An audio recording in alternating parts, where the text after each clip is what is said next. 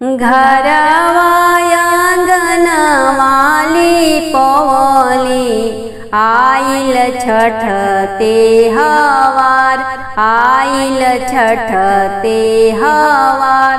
घरवा आंगनवाली पवली आइल छठ तेहवार, आइल छठ तेहवार।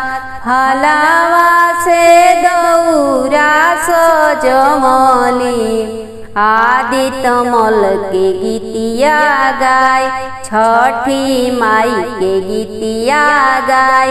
केरावा से दौरा सजमली छठी माई के गीतिया गाय, छठी माई के गीतिया गाय। खेली कूदी आइले बालकावा फलवा दिहले जूठार, सेउआ दिहले जूठार। खेली कूदी आइले बालकावा केरावा दिहले जूठार, अनरवा दिहले जूठार। कापेली बलका के अम्मा आपन जोड़ी दोनों हाथ, आपन जोड़ी दोनों हाथ। कापेली बलका के अम्मा आपन जोड़ी दोनों हाथ, आपन जोड़ी दोनों हाथ।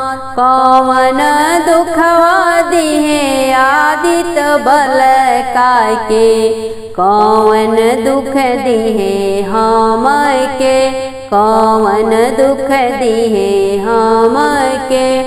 रोई रोई कहे बलका के आमा, आँखिया से आंसू छल के, नैना से लोर ढर के। रोई रोई कहे बलका के आमा, आँखिया से आंसू छल के, नैना से लोर छल के।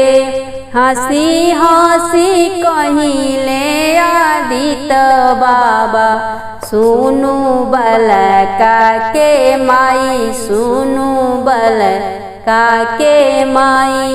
हंसी हंसी कहिले आदित्य मल, सुनु बलका के माई, सुनु बलका के माई। हमारे दिहल का बलकवा हम ही कई देबो माफ, हम ही कई देबो माफ। हमारे ही दिहल बलकवा हम ही कई देबो माफ, हम ही कोई देबो माफ।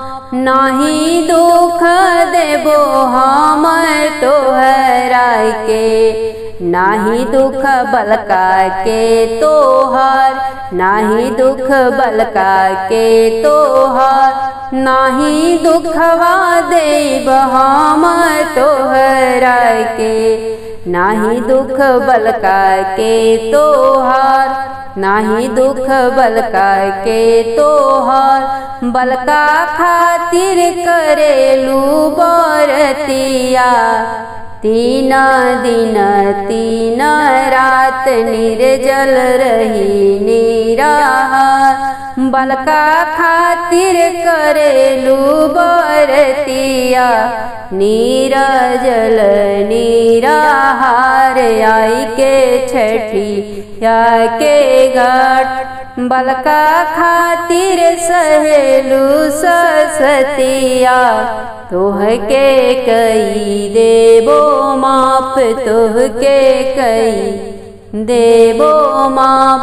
घरवा आंगनवाली पवली आइल छठी तेहवार, आइल छठी तेहवार।